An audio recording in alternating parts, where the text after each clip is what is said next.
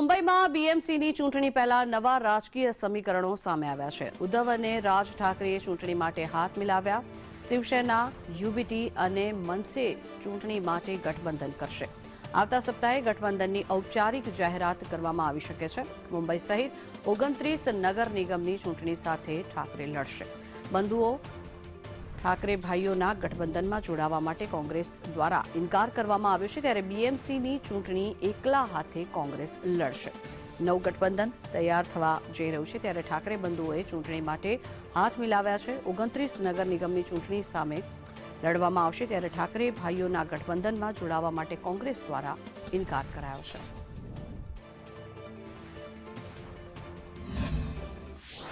माननीय उद्धव ठाकरे आणि राज ठाकरे हे एकत्र आलेले आहेत. मुंबई महानगरपालिका, ठाणे, कल्याण डोंबिवली, मीरा भाईंदर, पुणे आणि नाशिक या प्रमुख महानगरपालिकांमध्ये आम्ही एकत्र लढतो आहोत.